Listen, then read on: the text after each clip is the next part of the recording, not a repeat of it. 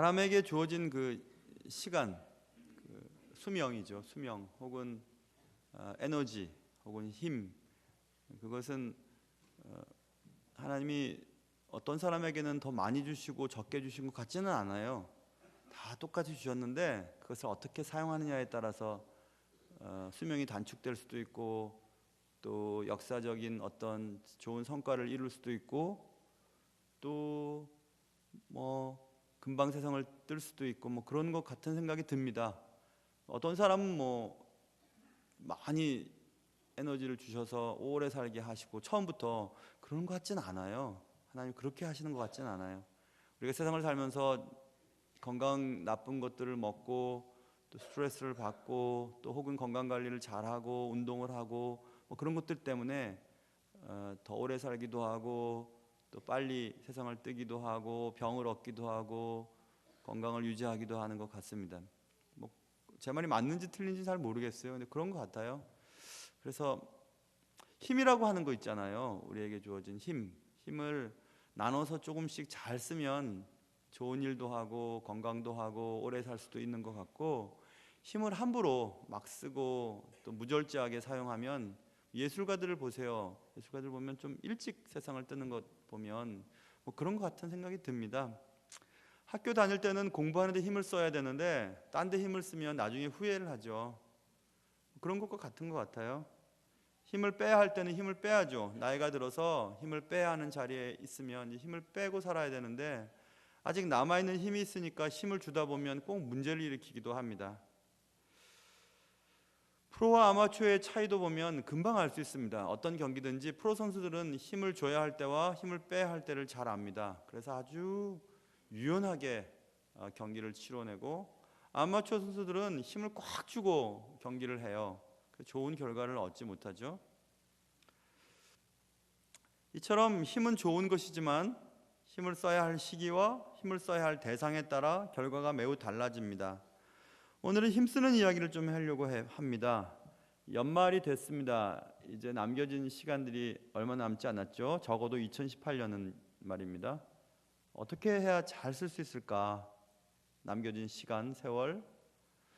또 좀 더 확대해 보면 우리의 인생도 여러분에게 얼마나 남아 있을까요? 인생의 시간이, 수명이, 힘이, 하나님이 여러분에게 주어진 그 여유가 얼마나 남아 있을까? 잘 모르겠어요. 얼마나 남아 있을지. 그러니 우리는 매일 잘 힘을 적절하게 가장 중요한 곳에 사용해야만 후회가 없을 것 같습니다. 남겨진 여생 그리고 연말, 힘을 쓰긴 써야 될 텐데 어디에 어떻게 써야 될까? 뭐 그런 얘기를 좀 해보려고 합니다. 오늘 말씀의 배경은 지난 시간에 이어서 예수 그리스도께서 부활하신 후 제자들과 함께 40일 동안 이 땅에 계셨고 이제 돌아가시기 전에 하늘로 돌아가시기 전에, 승천하시기 전에 뿔뿔이 흩어져 있던 제자들을 하나하나 다 찾아가셔서 다 불러 모으십니다. 물고기 잡으러 갔던 베드로와 베드로의 친구들, 형제 야고보 다 불러서 다시 만나시고, 엠마오로 내려가던 제자들도 다 불러서 모으시고, 다 불러 모으세요. 그리고 예루살렘으로 불러 모으셔서 말씀하시는데 무슨 말씀을 하시냐면 아버지께서 약속하신 것을 받을 때까지 여기를 떠나지 말라, 이렇게 말씀하셨어요. 그래서 이제 제자들이 다 몰려듭니다. 오늘 본문에 보시면 12절, 제자들이 감람원이라 하는 산으로부터 예루살렘으로 돌아왔다 했죠.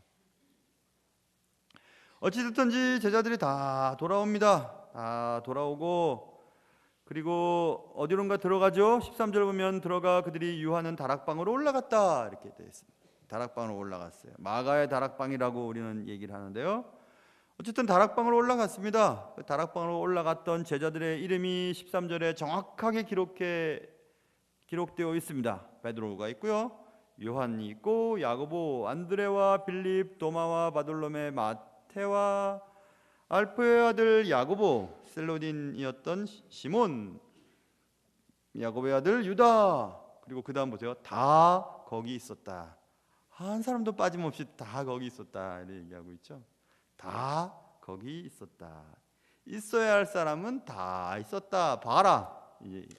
의사 누가가 사도행전을 기록하면서 마가의 다락방에서 예수 그리스도께서 말씀하셨던 아버지가 약속하신 것을 받을 때까지 여기를 떠나지 말고 기다리라고 말씀하신 그 말씀을 듣고 제자들이 다 거기 있었다 이것입니다. 다 거기 있었다.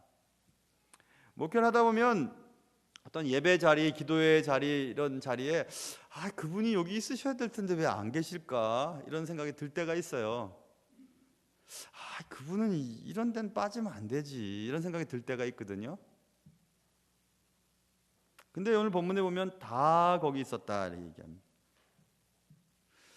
말씀을 빌어서 잠시 얘기 드리면 여러분 연말에는 기도할 시간이잖아요. 그리고 인생도 기도해야 되는데 가정 단위로 하나님이 묶으셨을 텐데 제가 경험해 본 바로는 새벽 예배는요 각 가정당 한 명은 나오셔도 기도하셔야 돼요. 그 가정을 위해서 딱 붙잡고. 제가 여러분 나가기 싫으면 남편이라도 나가게 만드시고 남편이 안 나갈 것 같으면 본인이 나가시고 본인도 나가기 싫으면 자녀라도 깨워서 보내셔야 돼요. 가정에 한 명이라도 꾸준히 기도하는 사람이 있으셔야 돼요. 제 경험은 그래요. 물론 안 해도 잘 삽니다. 그런 분 괜찮겠지만은 그래도 그런 것 같아요. 제 생각에는. 그래서 있어야 할 사람이 다 거기 있었다. 다 하나님 부르셨어요. 예수님 다 부르셔서 다 예루살렘을 떠나지 않고 다 예루살렘에 다시 모였습니다. 다 거기 있었다. 참 은혜되는 말씀이죠. 그리고 또 한 가지 우리가 이 본문을 통해서 알 수 있는 것은 베드로, 요한, 야고보, 안드레, 빌립, 도마, 바돌레메, 마테, 야고보, 시몬, 야고보의 아들 유다. 어느 순서로 기록한 걸까요? 이걸 나이 순서일까요? 아니면 무슨 서열이 있었을까요? 뭐 때문에 이렇게 기록했을까? 베드로, 요한, 야고보, 안드레와 빌립. 나이도 아니고 그러면 직업도 아니고 직분받은 순서도 아니고 제자가 되는 순서도 아니고 여러분 금방 알죠? 우리 예수님이 특별하게 같이 데리고 다니셨던 70명의 사람들 또 그중에 12명의 제자들 그중에서 3명의 특별히 데리고 다녔던 분들이 계시는데 그분들이 베드로와 요한과 야고보죠. 그래서 베드로를 앞에 세우고 그 다음 요한과 야고보죠. 그 다음에 안드레는 베드로의 형제예요. 그래도 안드레는 뒷부분이죠. 그러니까 이 본문에서 제자들의 기록 순서는 중요도였음을 알 수 있죠. 여러분 우리도 교회나 사회 속에서 많이 배웠다, 나이가 많다, 돈이 많다, 어떤 일의 전문가다라고 하면서 서열을 매기잖아요. 근데 하나님 나라에서는 그런 서열과는 상관없이 하나님 나라에 충성스러운 사람들이 먼저 쓰여요. 그래서 여러분 우리가 이 땅에 살면서 직분 받은 순서가 누가 빠르고 나이가 먼저고 나는 우리 교회에 어떤 일을 할 때 큰 일을 했고 그런 건 인간적인 생각이고 하나님 나라에서는 하나님이 맡기신 일에 충성스럽게 애쓰신 분들이 딱 먼저 기록될 거예요.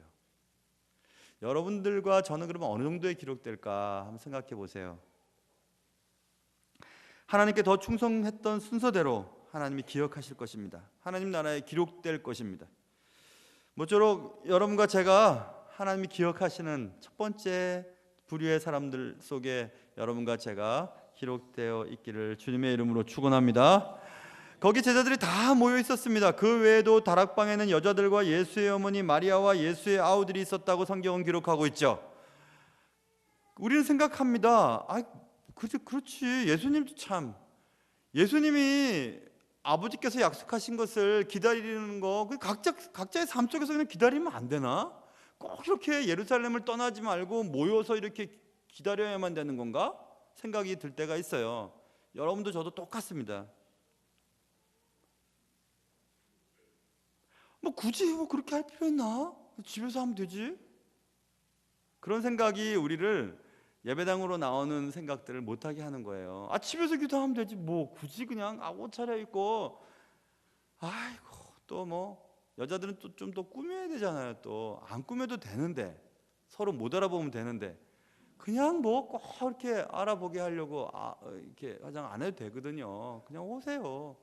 제가 제일 은혜 받는 분들은요, 새벽에 막 머리 이렇게 돼서 오시는 분들이에요. 저분은 그래도 예수님께 기도하기 위해서 저렇게 오시는 거구나.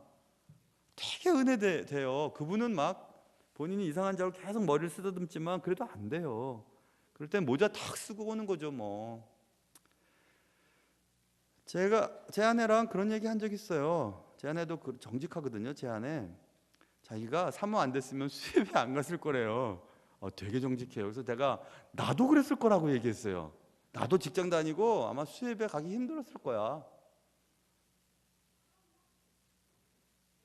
그래서 아내가 그러니까 수협에 오신 분들 격려 많이 해줘 그러더라고요. 그래서 내가 그때 지난주 수요일 날 되게 격려 많이 했잖아요. 그래서 그랬던 겁니다. 그래서 뭐 집에서 하면 되지, 뭐 직장에서 하면 되지. 근데 왜 주님께서 예루살렘을 떠나지 말고 함께 모여서 기도를 하게 하셨을까요? 이유가 있습니다, 여러분. 여러분의 다락방은 어디세요?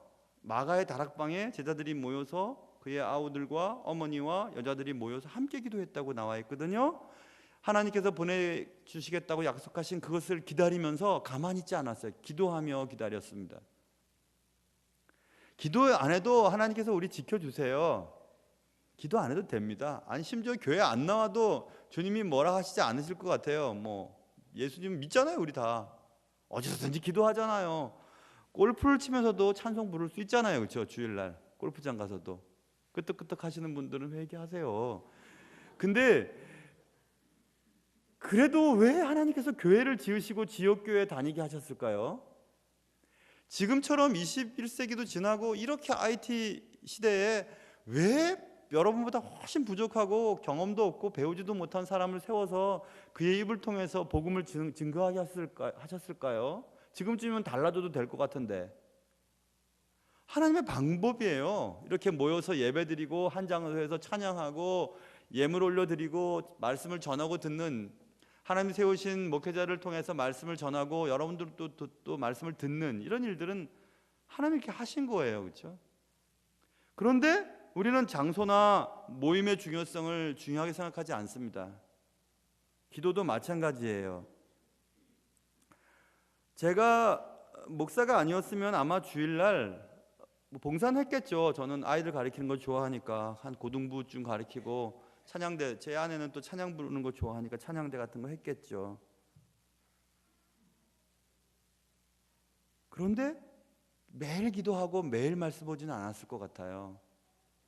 그런데 목사가 돼서 매일 기도하고 매일 말씀을 봐야 하니까 봅니다.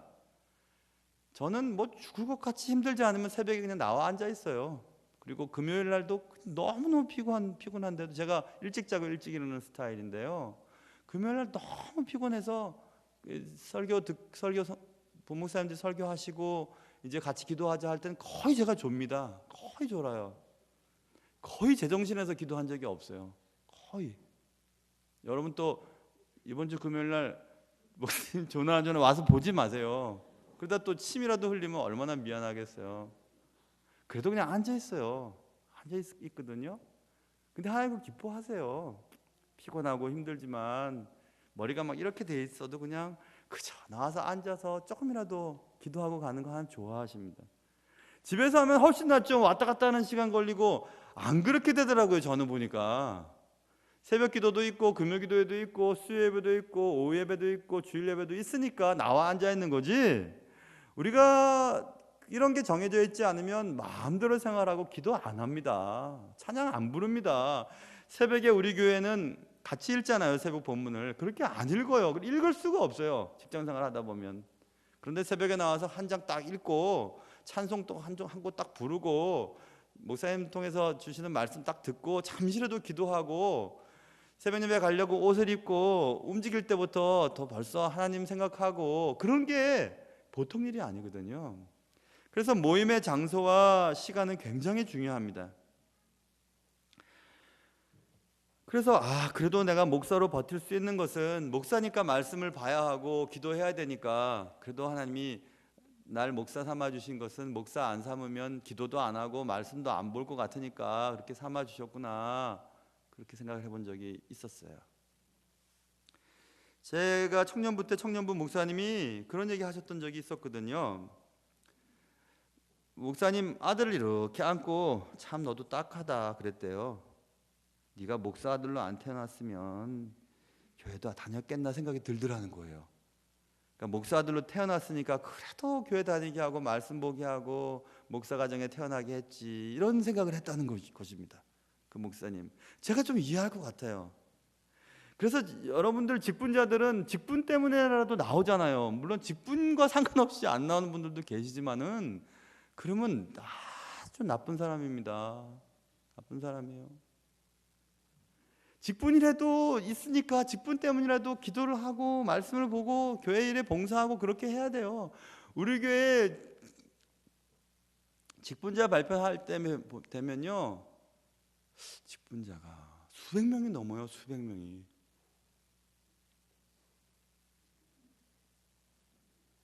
그래서 여러분, 주님께서는 굳이 뭐 예루살렘을 떠나지 말고 모여서 기도하라고 뭐하러 그러셨을까?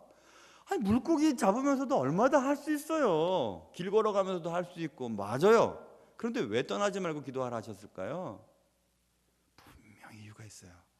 모여서 함께 기도할 때 하나님이 은혜 주시고, 모여서 함께 기도할 때 비록 그 시간에 우리가 기도 못하는 분들, 기도할 수 없는 분들은 시간 너무 부족해, 너무 힘들다, 다른 사람 기도 소리가 막 들린다, 그래도 그게 좋아요. 그게 좋은 겁니다. 흩어졌던 제자들을 다 예수님이 다시 모으십니다. 모으셔서 여기 예루살렘에 있고 마가의 다락방에 모여서 함께 힘을 씁니다. 오늘 본문에 나오죠. 더불어 마음을 같이하여 오로지 기도에 힘을 쓰죠. 힘 써야 할 때가 이때예요. 힘 써야 할 때는 기도할 때고, 힘 써야 할 때는 하나님이 약속하신 것을 기다릴 때는 힘을 써야 됩니다. 힘을 써야 되는 거예요. 하나님이 알아서 하시겠지 그러면 안 돼요. 기도하는 것을 하나님이 얼마나 좋아하시는지 모릅니다. 제가 금요 기도회 시간인가요? 새벽 예배 시간에 한번 간증한 적 있죠? 저희 집은 아들이 둘인데 아들들 다 어릴 때는 아버지가 목사로 사는 것이 보기 좋았나 봐요. 그래서 다 목사 된다고 하다가 생각이 쭉 변해요. 막내 아이도 어릴 때는 목사 되고 싶다고 그랬습니다. 그러다가 제가 섬기던 그 안양에 담임 목회하던 거기 교회 새벽 예배를 엄마 따라서 막 다니더니 내가 목사는 되고 싶은데 새벽 예배 때문에 안 하는 게 좋겠다고 얘기를 했습니다. 그렇게 기도하는 게 어렵거든요. 이번에 근데 막내가 자발적으로 새벽 기도에 나왔습니다. 3일을 기도하기로 작정을 했다는 거예요. 그래서 아빠, 사실은 어제도 내가 오늘도 새벽에 가려고 했는데 못 갔고 내일 꼭 깨워줘서 같이 가자고 했습니다. 몇 주 전 이야기입니다. 그래, 알았어 하고 이제, 근데 왜 오늘은 못 가냐 그랬더니 오늘 새벽 예배 가려고 막 바지를 막 입다가 잤대요. 입다가 너무 피곤해서. 그래? 그래서 그랬구나. 둘째 날은 깨워서 왔어요. 저 뒤에 앉아서 같이 예배했어요. 기도했어요. 뭐라고 막 기도하는 것 같아요.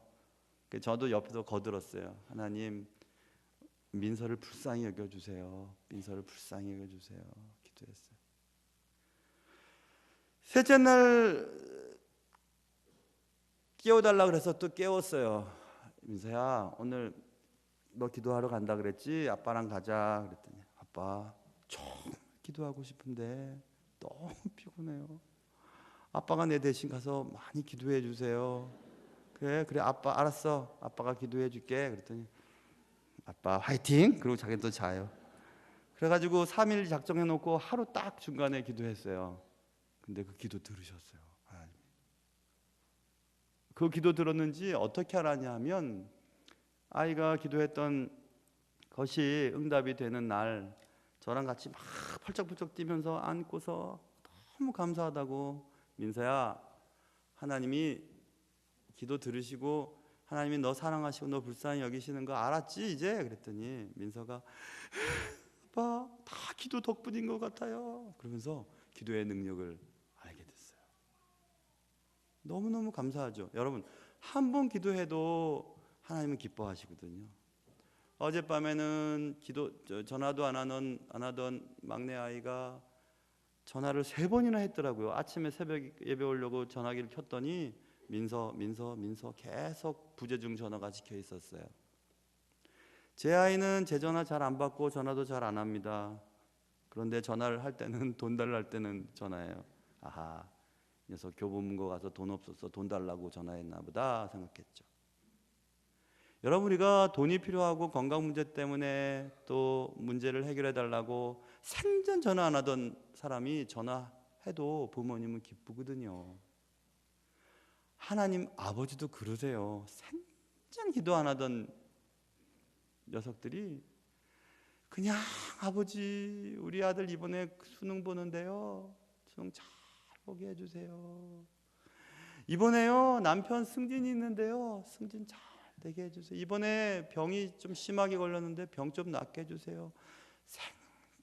생전 기도 안 하던 사람이 나와서 기도하는 것도 하나님 참 기뻐하십니다. 작정을 해놓고 3일 작정해놓고 하루만 기도해도 하나님 들으시는 것처럼, 우리가 기도할 시간이 부족해서 멀리서 오시는 분들은 차를 타고 여기 와서 예배 딱 참석하고 또 바로 가야 돼도 작정하고 오면서 또 가면서 하나님이 은혜 주시는 거예요. 그게 기도죠. 늘 예배당에 나와서 하루 종일 기도할 수 있나요? 마음을 하나님 받으시는 거죠. 2018년 한 해가 얼마 남지 않았습니다. 남은 시간을 제일 잘 보내는 것은 기도하며 보내는 거예요. 기도하면서.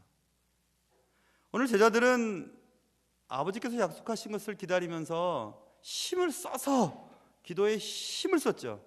우리가 힘써야 할 때, 힘써야 할 장소와 힘써야 할 시간은 하나님의 뜻을 기다리고 하나님께 기도하고 하나님이 원하시는 삶이 무엇인지 여쭤보는 그런 데 힘을 써야 되는 거예요. 여러분과 저의 인생이 얼마나 남았는지 알 수 없지 않습니까? 그러니 매일매일 힘을 다 쓰세요. 하루 받은 힘은 하루 종일 다 쓰세요. 기도하면 쓰세요.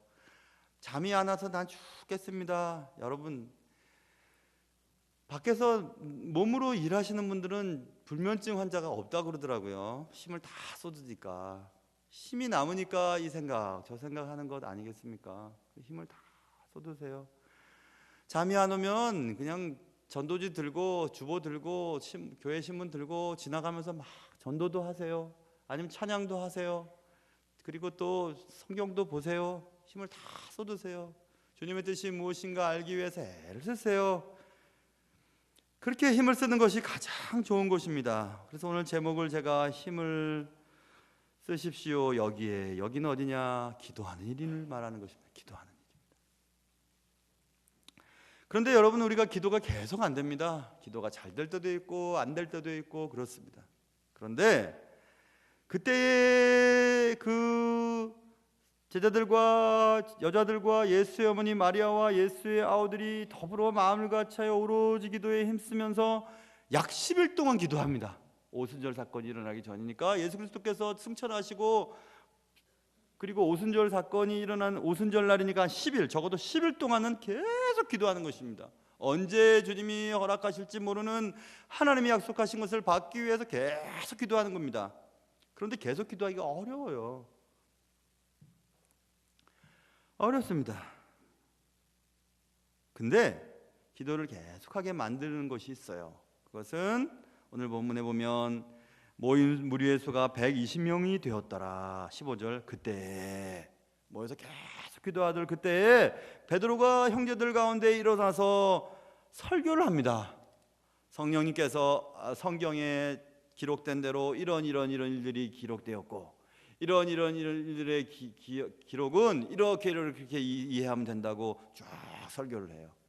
그런 일들이 이제 계속해서 10일 동안에 벌어지는 것입니다. 베드로도 설교를 했겠죠. 또 똑똑한 요한도 설교를 했겠죠. 또 자신들이 경험했던 것들을 얘기를 나누면서 간증도 했겠죠. 그러면서 계속 기도의 동력을 주는 것입니다. 여러분, 기도는 굉장히 좋은 거죠. 기도는 마치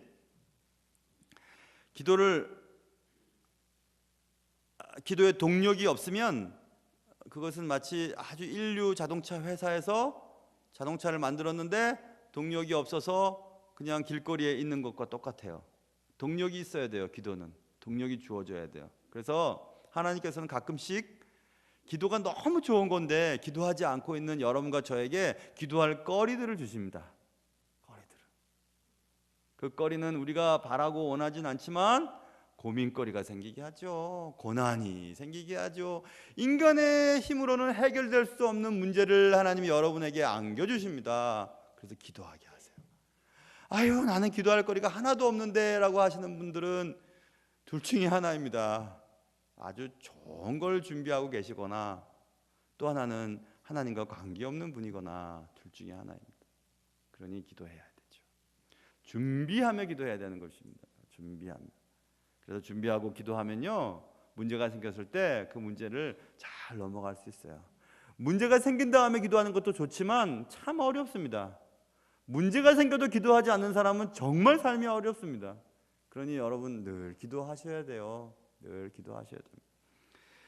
기도는 하나님과 대화하는 것이라고 말하고, 기도함으로 하나님의 뜻을 알게 된다고 얘기하고, 기도함으로 우리는 하나님께 우리의 뜻을 아뢰을 수 있다고 말하죠. 그래서 기도는 영혼의 호흡이라고 늘 말합니다. 기도는 기적을 상식되게 하고요, 그래서 기도는 정말 위대합니다. 그러나 그렇게 중요하고 대단한 기도도 기도를 계속할 수 있게 만드는 동력이 빠져버리면 기도를 안 하게 돼요. 그리고 기도를 하더라도 이상한 기도가 됩니다. 신세 한탄이나 하고요, 남을 미워하는 기도나 하고요, 막 소리나 지르고요, 그렇게 기도해요. 기도를 하면서도 삶이 달라지지 않는 모습들을 보면서 저 사람 기도는 저렇게 열심히 하면서 저 사람 삶은 왜 저 모양이지? 라는 얘기들을 하게 되죠. 왜 그럴까요? 그것은 동력이 없어서 그래요. 기도의 동력, 기도를 하게 하는 건전한 동력이 잘못돼서 그래요. 그 동력은 말씀이에요. 베드로가 함께 모여 기도하는 사람들 앞에 서서 말씀을 전하잖아요. 그리고 자신이 경험했던 것들을 나누잖아요. 간증하잖아요. 그러면서 자꾸 기도할 마음들이 생기는 것입니다. 그래서 기도의 동력은 말씀입니다. 말씀은 하나님께서 성경을 통해서 약속하신 것들을 오늘의 현실 속에서 적용할 수 있는 지혜를 제공해 주는 놀라운 하나님의 도구예요. 설교는 그런 것이죠. 벌써 한 7, 8년 전인데요, 그때까지 저는 오랫동안 신학교에서 강의를 했었어요. 신학교에서 강의를 하면서 제가 그런 얘기를 학생들한테 얘기를 했었습니다. 강의와 설교의 차이를 분명히 알아야 된다고. 강의는 선생님이 알고 있는 지식, 정보를 학생들한테 잘 전달하면 좋은 선생님이에요. 내가 알고 있는 거 너희들 모르지? 내가 가르쳐줄게 하고 가르쳐주는 거예요. 그러면 학생들은 그것을 받아요. 그래서 역시 선생님은 많이 배워서 좋아하고 좋은 선생님이라고 얘기해요. 근데 설교는 그렇지 않아요. 여러분, 성경 말씀 여러분 모르는 게 어디 있어요? 교회 오래 다니시는 분들은 다 알잖아요. 그런데 설교자는 설교를 통해서 설교의 목적이 실현되길 바라요. 그것은 성경의 지식 전달이 목적이 아니에요. 설교 시간에는.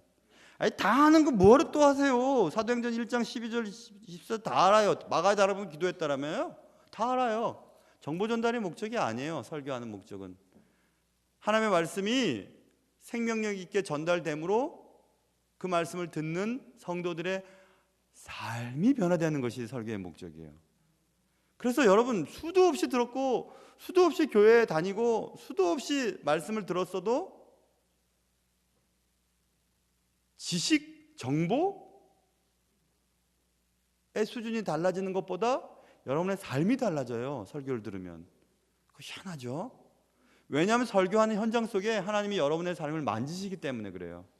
그래서 설교는 현장성이 중요한 것이고, TV를 통해서나 라디오를 통해서나 인터넷을 통해서나 이렇게 예배를 드렸다고 예배 드리는 것이 아니에요. 예배는 예배의 장소, 하나님이 작정하신 장소에서 하나님이 선택하신 설교자를 통해서 그때 들어야 할 말씀을 듣게 하시는 것입니다.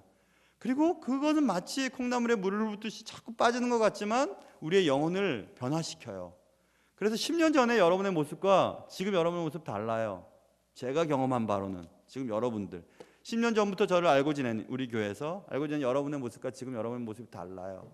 물론 달라지지 않는 분들도 있을 수 있겠지만은 그래도 하나님께서는 그를 달라지게 하실 거예요. 그래서 설교는 삶의 변화가 목적이거든요. 그래서 설교를 들어야 되는 거예요, 여러분. 말씀을 들어야 되는 거예요. 난 다 알아. 난 모르는 거 하나도 없어. 설교 안 들어도 돼. 나 기도만 하면 돼. 아니에요. 그렇게 하면 마치 선로에 그 기차 레일에 열차가 가다가 이탈하는 것처럼 기도는 열심히 하는데 빗나가요. 탈선해 버려요. 여러분 가만히 보세요. 각 교회마다 기도를 열심히 하는 사람인데 말씀을 모르는 사람은 고집스럽고 무섭고 어떨 땐 무식하기까지 해요. 기도를 많이 하는데 하나님이 다 뜻을 안다고 생각해요. 그러나 말씀이 기도를 조정해 주는 거예요. 삶을 이렇게 자꾸 조정해 줘갖고 바른 길을 가게 해주죠. 반대도 있어요. 여러분, 말씀은 많이 알아요. 근데 기도하지 않으면 냉랭해져요. 저 같은 사람이 그럴 사람일 수 있어요. 신학교 들어가기 전에 저는 은행원이었고, 은행을 그만두고 신학교 들어가기 전까지 기도를 정말 많이 했습니다. 여러분 다 그런 경험이 있으시잖아요. 총신대 뒷동산에 올라가서 그 기도굴에 올라가서 막 한번 기도하면 막 몇 시간씩 지나고 기도할 때 많은 체험도 했습니다. 야, 기도 이렇게 하면 하나님이 날 세계적인 설교자로 세우시겠구나. 왜냐하면 기도할 때는 여러 가지 방언도 다 경험했거든요. 되게 재밌는 경험도 했어요. 방언은 외국어라고 하는데 하나님 나 중국말 하게 해주세요. 기도하면서. 근데 진짜 막 짜장면 짬뽕 막 하면서 난 중국말 배우지도 보지도 못했는데 아주 제가 듣기에는 중국 무협 영화에 나오는 또 중국 영화에 나오는 주윤발 같이 중국말을 또박또박 기도를 하고 있더라고요. 되게 재밌잖아요. 그래서 하나님 고대 근동 공부를 해야 될 텐데 어차피 고대 근동의 아랍 말로 하게 해주세요.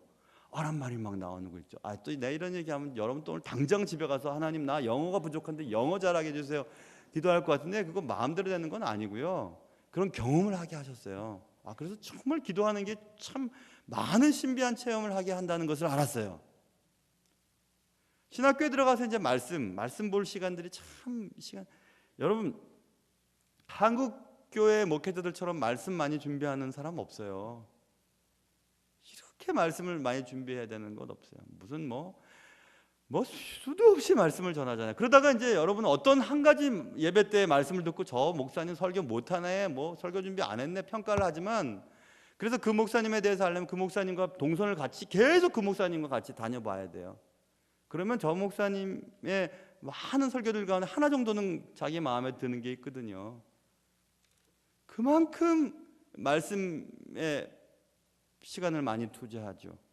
늘 말씀 생각하고 말씀하고 단어 연구하고 논문 새로 나왔으면 뒤져다보고 인터넷 보고 책 뒤져보고 저는 집에 책꽂이에도 있고 여기 제 방에 있는 책꽂이에도 있고 저 안쪽에 있는 책도 있고 책이 어디에 있는지도 생각해보고 그 책 어디 있지?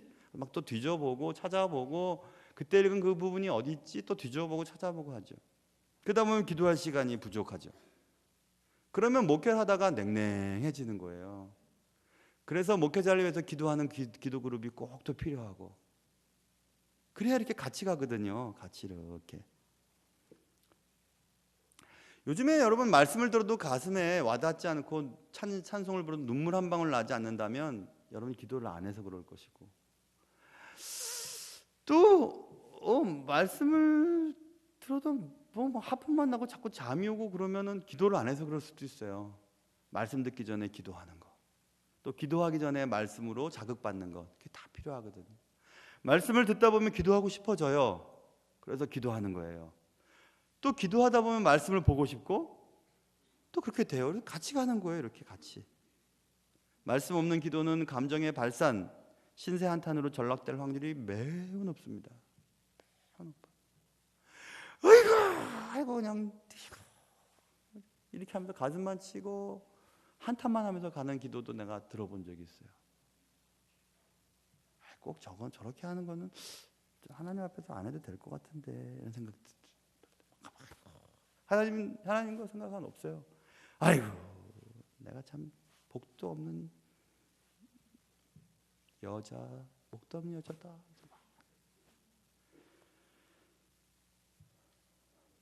하나님께서는 약속한 걸 주시겠대요. 근데 기다리래요. 뭐 하며 기다리고 있어야 되냐면 기도하면서 기다리고 있어야 되는 거예요. 여러분에게도 하나님이 다 약속하신 것이 있으시겠죠. 하나님 여러분 기도 안 해도 하나님이 여러분 지켜주시는 것은 맞아요. 그러나 기도하면 느낄 수 없었던 것들을 느끼게 돼요. 그리고 더 기도할 마음이 생겨요. 하나님이 가깝다는 것을 느껴져요. 3일 동안에 단 하루만 기도해도 그것을 느낄 수 있었던 저희 아이처럼 말입니다. 우리가 살아가는 동안 힘을 써야 할 때가 있고 힘을 빼야 할 때가 있죠. 순간적으로 힘을 딱 모아가지고 어떤 일을 해내야 될 때도 있고, 힘을 이렇게 분산을 시켜갖고 나눠놓고 차차차차 이렇게 살아가야 할 때도 있습니다. 엉뚱한 데 힘을 쏟으면 문제를 일으키죠. 그래서 성경은 우리에게 경고하죠. 시편 39편에 진실로 각 사람은 그림자같이 다니고 헛된 일로 소란하며 재물을 쌓으나 누가 거둘는지 알지 못하나이다. 헛된 일 하느라 소란을 피워요. 소란을 피웁니다. 헛된 일은 어떤 일이 헛된 일이냐? 헛된 일은 영원하지 않은 일이 헛된 일이에요. 영원할 수 없는 일이 헛된 일이에요. 천국까지 가지고 갈 수 없는 일이 헛된 일이에요. 그 헛된 일, 영원까지 가지고 갈 수 없는 일, 하나님 앞에는 아무것도 아닌 거, 그거를 위해서 그렇게 소란을 피우면서 삽니다. 우리가 힘을 막 쓰고 뭐 그냥 이를 막 아물고 그냥 그렇게 막 살아갑니다. 그 헛된 일, 그 헛된 일. 거기에 힘을 쏟아서는 안 돼요. 거기에 힘을 쏟아서는 낭비예요. 바보예요. 어리석은 사람이에요. 지혜롭지 못한 사람이에요. 그 헛된 일로 소란을 떨면서, 그 헛된 일 가운데 중요한 것도 뭐예요? 재물 쌓는 일이잖아요. 재물을 쌓으려고 아침 일찍 일어나고 늦게까지 수고합니다. 그러나 누가 거둘는지 알지 못하는 그 일을 위해서 살아갑니다. 예전보다 훨씬 잘 살게 되었다고 하는데 예전보다 훨씬 여유가 없어요. 제 경험으로는 그래요. 제 어릴 때 교회에 보면 철야 예배 있잖아요. 철야 예배. 그러면 금요일 날 말입니다. 막 철야합니다.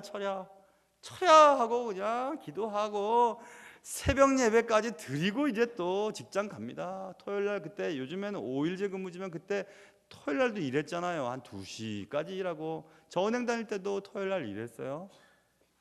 그러면 이제 또 토요일 날 막 하품을 하면서 가서 또 그냥 직장 갔다가 와가지고 좀 쉬다가 또 주일날 그냥 새벽부터 애쓰고 그랬었거든요. 예전에 분명히. 그렇죠? 요즘에는 시간도 많고 잘 살게 됐다는데 뭐 때문에 그렇게 바쁜지 모르겠어요. 가만히 보면 더 잘 먹고 잘 살려고 그러는 것 같아요. 더 잘 먹고 잘 사는 것이 영원합니까? 영원한 것이에요? 하나님 나라에 가지고 가는 것입니까? 아니에요. 근데 그걸 위해서 헛된 일에 소란을 떨면서 재물을 쌓습니다. 재물을 쌓느라고 그렇게 아침부터 저녁까지 애를 쓰죠. 그 시간이 없는 거예요. 예배할 시간이 어디 있어요? 금요 기도에 나올 시간이 어디 있어요? 그러니 주님과는 자꾸 멀어지고 주님의 뜻과는 상관없는 삶을 살아가죠. 저는 목회를 하면서 그런 분들을 만나면 참 좋아요. 우리 교회도 젊은 분들이 좀 그런 것들을 많이 하는데 보면요, 멀리 사는데 교회가 좋다고 어찌어찌해서 교회를 다니는데 아기를 낳았어요. 혹은 교회 생활을 하고 봉사하려니까 집이 좀 먼 것 같아요. 그럼 뭐 가까운 데 이사를 와요. 그럼 제가 신방을 가거든요. 요 몇 주 사이에도 그런 가정들이 몇 가정이 있었어요. 젊은 분들이에요. 그 단 한 가지 이유예요. 교통이 편해서, 직장이 가까워서가 아니고 교회 생활 제대로 하려고 이사를 온 거예요. 가까운 곳으로. 저는 그런 친구들을 보면 가슴에 막 기쁨이 너무 넘쳐요. 기쁨이 막 넘쳐요. 이 젊은 친구들이 그래도 교회 생활을 열심히 하겠다고 가까이 이렇게 막 이사 오는 걸 보면 이 친구들 참 좋다, 이런 생각을 하거든요. 사랑하는 성도 여러분, 누가 거둘 줄도 모르게 되는 재물, 그래도 자식들한테 집 한 채씩 남겨줘야죠. 남겨주면 좋지만 안 남겨줘도 되지요.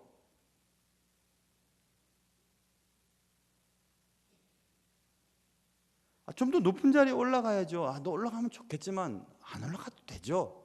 영원한 것이 아닌데. 그것저것 다 따지고 뭐 먹을 거 다 먹고 다 그렇게 사람 만날 거 다 만나고 뭐 놀러 갈 거 다 놀러 가고서야 어떻게 주의를 할 수 있겠어요. 매년 시간이 없죠. 매년 돈 없죠. 매년 바쁘죠. 매년 기도할 시간 없죠.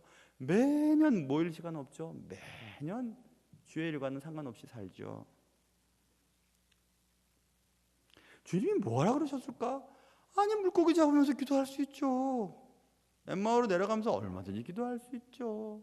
왜 근데 주님이 불러 모으셨을까요? 기도할 때는 해야 되는 거예요. 그리고 기도할 장소를 하나님이 지역교회를 세우시고 각 지역마다 교회를 세우시고 그 교회를 등록하게 하시고 그 교회 교인이 되게 하시고 그 교회 직분이 되게 하신 것은 그 교회에서 해야 될 일이 있기 때문에 그런 거죠.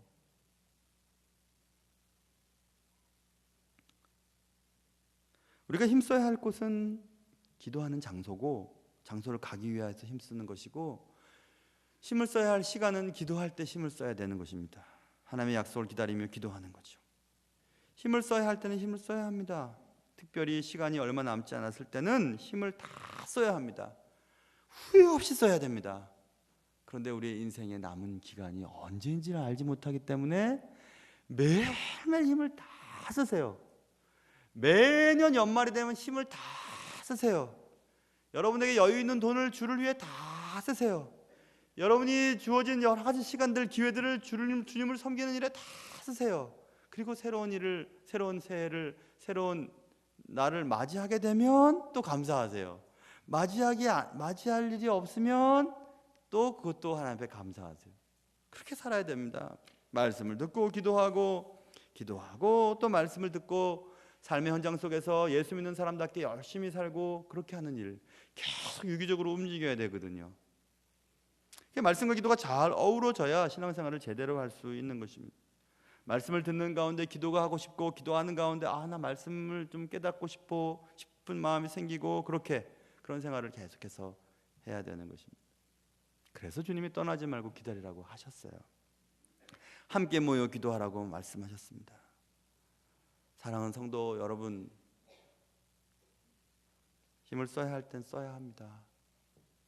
주를 위해 써야 합니다. 언제인지 모르기 때문에 오늘 힘을 다 써야 합니다. 내일 무엇을 하려고 모아두지 마세요. 오늘 주님의 나라를 위해 천국의 보화를 쌓아놓으십시오. 그게 하나님이 여러분과 저희들에게 바라는 것입니다. 들을 귀 있는 자들은 들으시고 하나님 앞에 순종할 수 있는 연말 되실 수 있기를 주님의 이름으로 축원합니다.